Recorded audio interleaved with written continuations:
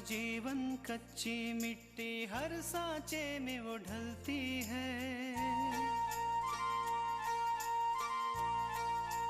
हो उसका जीवन कच्ची मिट्टी हर सांचे में वो ढलती है। देती है जग को जियारा खुद बाती बन जलती है। अपनों के नाम वो कर जाती है।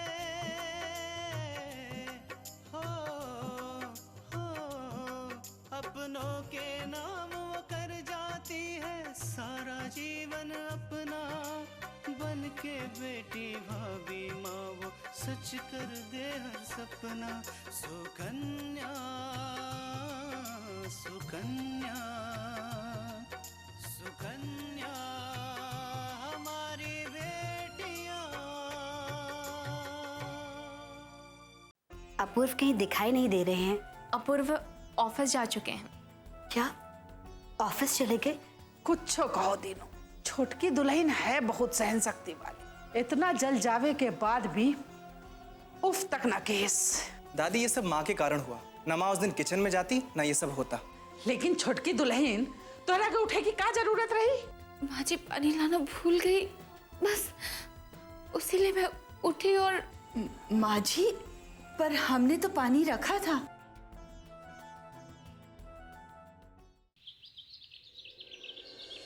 इतनी देर हो गई, अभी तक कमला का पता नहीं। अब तक तो इसे आ जाना चाहिए था। हे भगवान, कहीं ऐसा ना हो कि बच्ची की तबीयत खराब हो गई हो। क्या करूं, कैसे पता कराऊं? कमला, इधर आओ।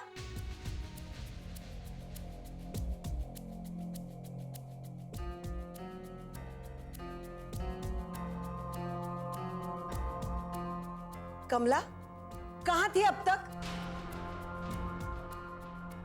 बच्ची को डॉक्टर को दिखाने में इतनी देर लगती है? क्लिनिक से आने में सिर्फ आधा घंटा लगता है। जानती हो मैं कितनी परेशान हो गई थी। जी वो मैं जी क्या? डॉक्टर के यहाँ से निकली होगी, कोई सहेली मिली होगी, उससे बातें करने लगी होगी। तुम्हें तो बच्ची की कोई फिक्र है ही नहीं। मैं राधा को लेकर कोई लापरवाही बर्दाश्त नहीं कर सकती। तुम अच्छी तरह से जानती हो राधा मेरे पास किसी और की अमानत है।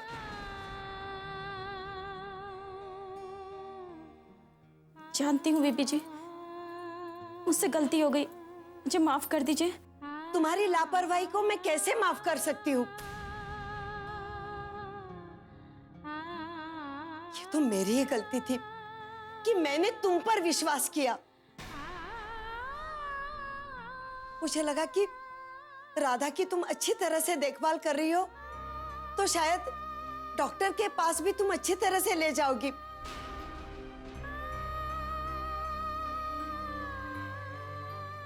लेकिन नहीं, मुझसे ही गलती हो गई।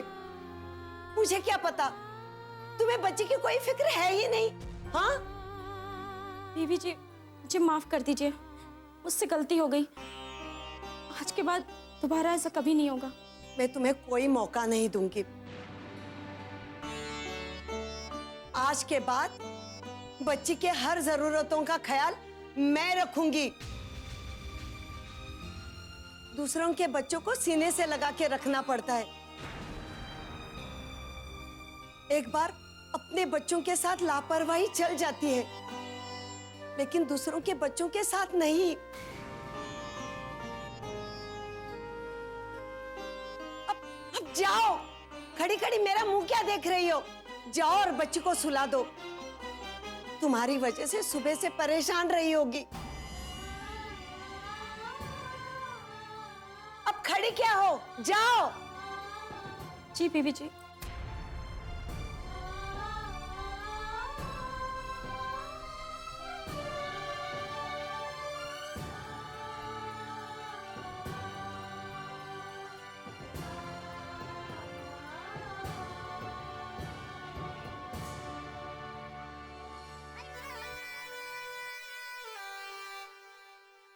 पूजा से एक बार बात कर लेना चाहिए।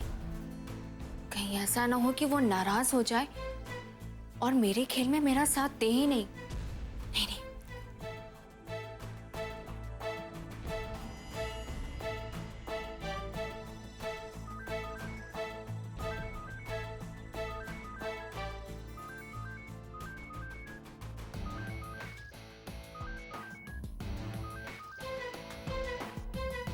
हेलो बिंदिया। हेलो पूजा, कैसी हो? मैं अच्छी हूँ बिंदिया। तुम बताओ, आज इतने दिनों बाद मेरी याद कैसे आ गई? नहीं नहीं, ऐसी कोई बात नहीं है। मैं तो तुम्हें रोज याद करती हूँ, पर मैंने सोचा कि पहले तुम हॉस्पिटल से घर आ जाओ, फिर मैं तुमसे बात करूँगी। कहो, अब कैसी तबीयत है तुम्हारी? अभी पूरी तरह से ठीक नहीं हुई हूँ। वैसे सच कहूँ बिंदिया, मैं ठीक होना भी नहीं चाहती। सोच रही हूँ कि सास से थोड़ी सेवा करवा ली जाए। ये भी अच्छा है। चलो, इसी बहाने कम से कम तुम्हें आराम करने का मौका तो मिल जाएगा। वो तो है ही। खैर, ये सब छोड़ो, तुम बताओ, वहाँ सब ठीक है? अब क्या बताऊं पूजा, सच कहूं तो तृष्णा ने अपूर्व की जिंदगी को पूरी तरह से बर्बाद करके रख दिया है। क्यों? अब क्या हुआ? होगा तो तब ना, जब वो कुछ करेगी। सारा दिन बस हाथ पर हाथ रखकर महारानी की तरह बनी बैठी है। ना तो अपूर्व के खाने का होश है उसे, और ना ही उनके कपड़े का। बेचारे बिना प्रेस की हुई शर्ट पहनकर जाते हैं। मुझे पता था बिंदिया, वो जो कुछ भी कर रही थी ना, सब दिखावा था। पहले बाबूजी के सामने अच्छा बनने का दिखावा, और फिर माँ को अपनी तरफ करने का दिखावा। और आज जब पापा नहीं रहे, तो उसकी हर एक हरकतें, उसकी सब सच्चाई सामने आ रही है।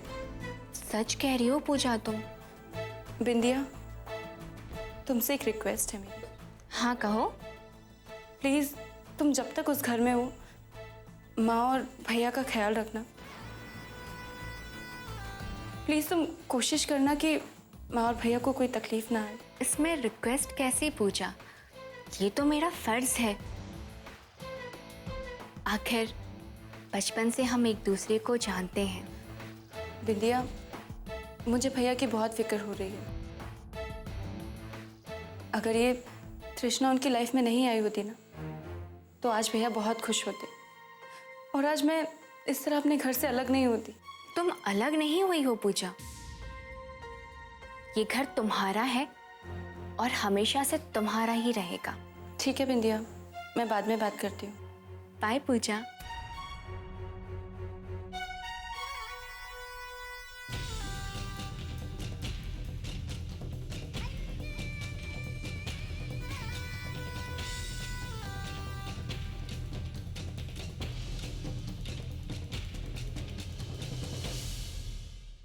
सुकन्या हमारी बेटियां।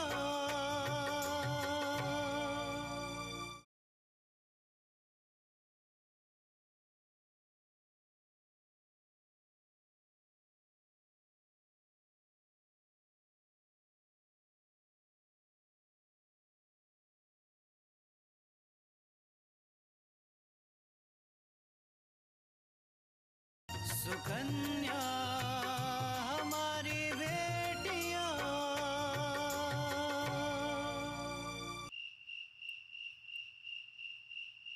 ओम हर हर महादेव शंभो कैलासपति ओम पार्वतीपते नमः पट स्वाहा।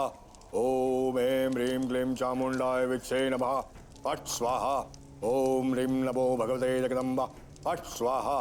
ओम ऐं ह्रीं क्लीं चामुंडाय विच्चे नमः पट स्वाहा।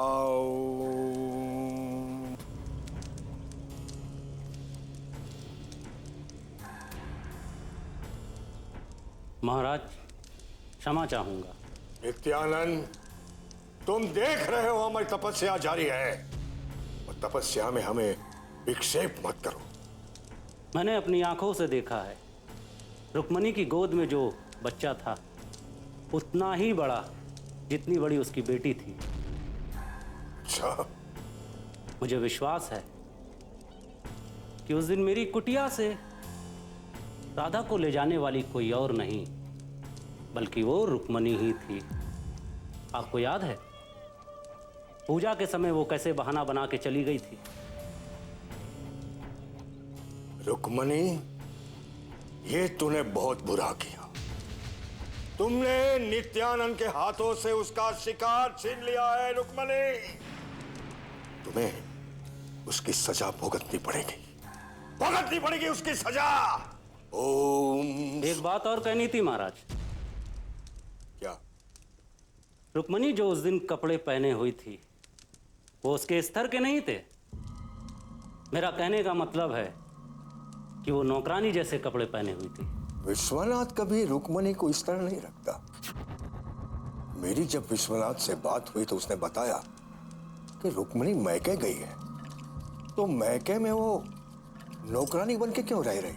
वही तो महाराज, मुझे दाल में कुछ काला लग रहा है। रुक्मणी जरूर कुछ ना कुछ छुपा रही है सबसे, यहां तक कि अपने पति से भी। विश्वनाथ को मालूम था कि अपनी बेटी की बलि चढ़ गई और रुक्मणी बिना बताए उसकी बेटी को लेकर गई, तो उसका मतलब यह है कि विश्वनाथ से छिपाकर वो सारा काम करती है। ये सच है महाराज। तो एक काम करो, चल तुम रुक्मणी का पता लगाओ। वो कहां कहां जाती है, किसे मिलती है, वो बच्ची किसकी है। अगर ये बेटी उसकी है तो फिर रुक्मणी जिंदगी भर चैन से जी नहीं पाएगी। हमारे साथ जो उसने धोखा किया है उसका फल उसे भुगतना ही पड़ेगा। जी महाराज। ओम ऐं ह्रीं क्लीं चामुंडाय विच्छे नमः। फट स्वाहा। नहीं माँ, मैं जो कह रहा हूँ वही सच है। नहीं विराज, तुम्हें जरूर कोई गलतफहमी हुई है। माँ, मुझे कोई गलतफहमी नहीं हुई है। मैंने कई बार महसूस किया है कि पूजा जानबूझकर ऐसा कुछ करती है जिससे आपको दादी या बाबूजी से डांट पड़े। वो ऐसा क्यों करेगी विराज? हमने तो कभी भी उसकी कोई बात में दखल नहीं दिया।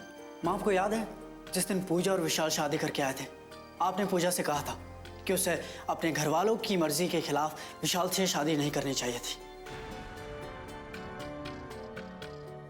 माँ, मुझे लगता है कि पूजा को यही बात खराब लग गई और अब वो हर बात पे कोशिश करती है कि वही इस घर की अच्छी बहू है, उसके अलावा और कोई अच्छी बहू हो ही नहीं सकती। विराज, पूजा में सारे गुण हैं कि वो विशाल की पत्नी और इस घर की बहू बने। हमने तो वो सब इसलिए कहा था कि हमें उनकी शादी करने का तरीका अच्छा नहीं लगा। हाँ माँ, लेकिन पूजा को ये बात समझ नहीं आ रही है और उसे जो कुछ भी समझ आ रहा है उसने उसके मन में जहर भर दिया है। कोई बात नहीं विराज, वक्त आने पर पूजा सही और गलत सब समझ जाएगी और फिर उसके मन में किसी के लिए कोई जहर नहीं होगा। और एक बात बताओ, तुमने विशाल को इतना डांटा क्यों है? अरे बाबा, उसे पूजा की फिक्र है, इसीलिए उसके मुंह से निकल गया कि ये सब मेरे कारण हुआ है। माँ, विशाल को पता होना चाहिए कि किसके साथ क्या बात करनी है। आप कोई दोस्त नहीं है उसकी कि जो मन में आया कह दिया। आज विशाल कह रहा है, कल को पूजा कहेगी। इसका मतलब तो यही हुआ ना कि आज तक आप दादी और बाबूजी की बातें सुनते आ रही हैं, अब कल को विशाल और पूजा कहेंगी और आप सुनेंगी। कहाँ से तुम में इतना गुस्सा भर गया है विराज? क्यों तुम्हें किसी की बात बर्दाश्त नहीं होती? किसी की गलत बात बर्दाश्त नहीं होती है माँ, और खासकर आपके लिए। मैं आपके खिलाफ एक शब्द भी बर्दाश्त नहीं कर सकता। विराज, हमारे पास तुम्हारे जैसा बेटा है, फिर हमें चिंता की क्या जरूरत है? समझे?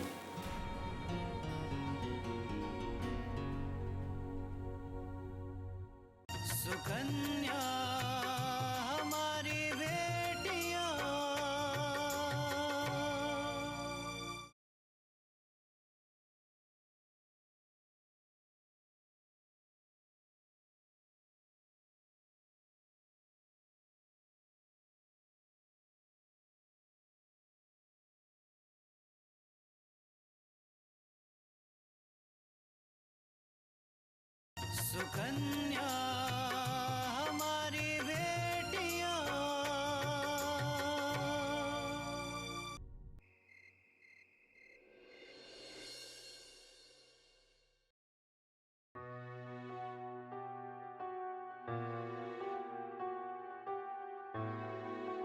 सॉरी अपूर्व,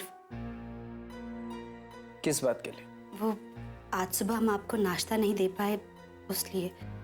तुम इतने जरूरी काम में फंस गई थी कि तुम्हें मेरी याद ही नहीं आई।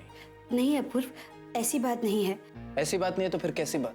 आप खुद ही जल्दी चले गए थे और माँ जी को बाम लगाने के बाद हम आपके पास नाश्ता लेकर आने ही वाले थे। तृष्णा, ये सब बहाने है। और वैसे भी आजकल मैं ये महसूस कर रहा हूँ कि तुम्हें मेरी कोई फिक्र ही नहीं है। माँ को खुश रखने में इतनी लगी पड़ी हो कि तुम्हें मेरे लिए वक्त ही नहीं है। गुस्से में ही सही, पर कम से कम आपने उन्हें माँ तो कहा। अपूर्व, जब आज माँ जी सुबह गिरी थी तो आप उनके पास क्यों नहीं आए, जबकि हमने देखा था उनके गिरते ही आप उठ खड़े हुए थे।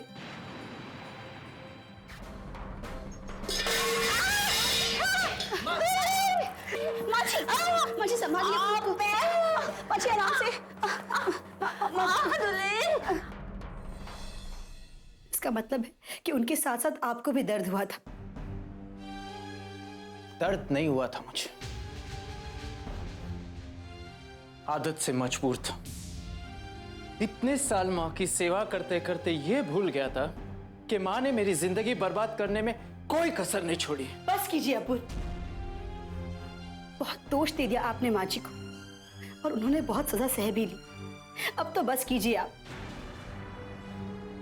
बाबूजी के जाने के बाद कितनी अकेली हो गई हैं, बस एक आपका ही तो सहारा बचा है। तृष्णा, मेरे पास उनको देने के लिए कुछ नहीं बचा है। मैं उनके साथ किसी भी प्रकार का कोई मतलब नहीं रखना चाहता।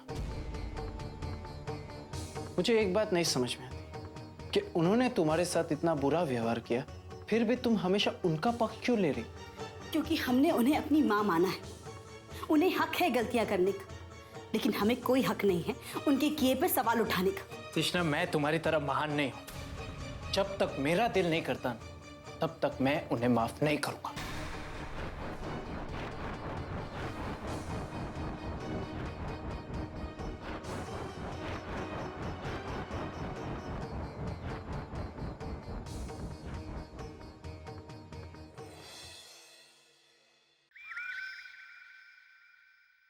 और कुछ मंगवाना है अम्मा जी? नहीं, सब कुछ तो लिखवा दिया। बाद में कुछ याद आई तो लिखवा दे। जी अम्मा जी। तुम दीनू से कह दियो कि पंसारी का बोलते हैं। और हाँ, एक बात, ये अपना एकादशी का सामान मंदिर में दान के लिए निकलवा दियो। कहूँ ऐसा ना हो कि दान करत करत शाम हो जाए। जी अम्मा जी।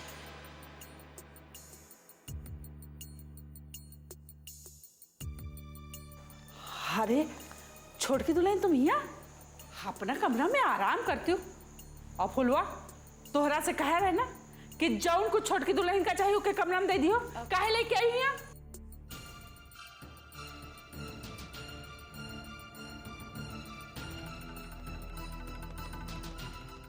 सुकन्या हमारी बेटियां।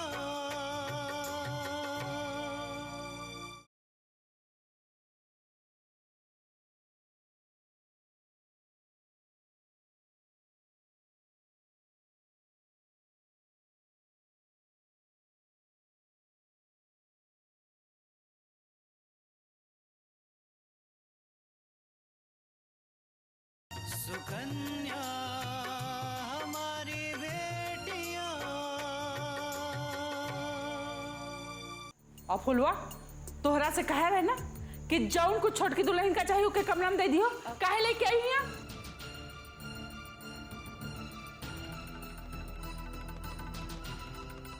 नहीं दादी, इसमें फूला की कोई गलती नहीं है, वो तो मैं ही आना चाहती थी।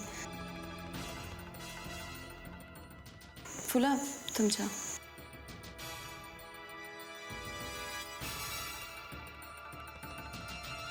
दादी, आप बहुत देर से दिखाई नहीं दी थी ना, तो आपसे मिलने चली आई।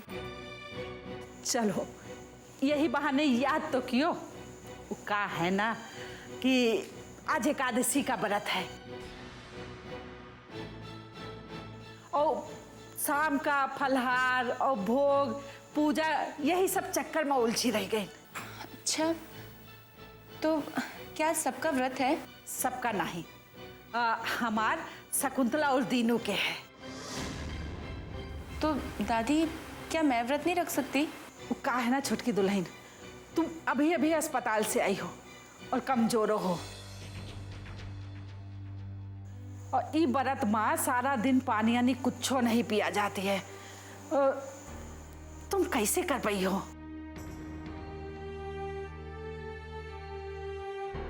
वो का है ना कि संध्या का पूजा करे के बाद ही कुछ खाया पिया जा सकते।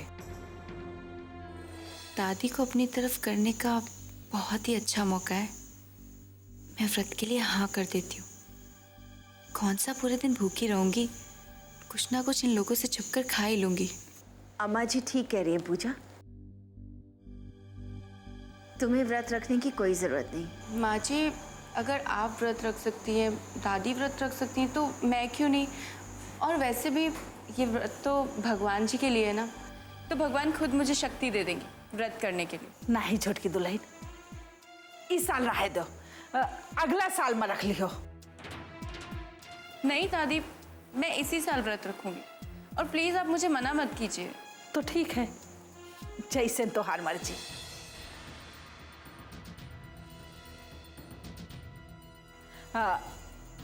छोटकी दुल्हन, तुम कुछ खाए पिए तो नहीं हो ना? हाँ दादी, मैंने अभी तक पानी भी नहीं पिया है। मैं तो बस सीधे तैयार होकर यहाँ आपसे मिलने चली आई थी। ठीक है छोटकी दुल्हन, तो दिन भर ना तुम कुछ खाओ पियो ना। वो कहा कि सूर्यास्त के बाद जब पूजा हो जाई ना, तब फलहार खा लीने और पानी पी लीने हो, ठीक है ना? जी। हमका बहुत खुशी हुई छोटकी दुल्हन कि तू ही घर की रीति रिवाज और परंपरा का निभाए रही हो। अब हमका पूरा यकीन हुई गा है कि हमका चिंता करे की कौनो जरूरत नहीं है।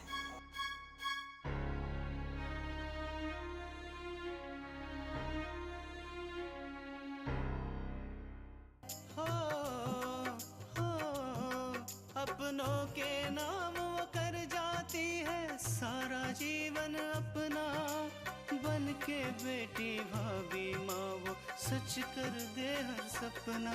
सुकन्या सुकन्या सुकन्या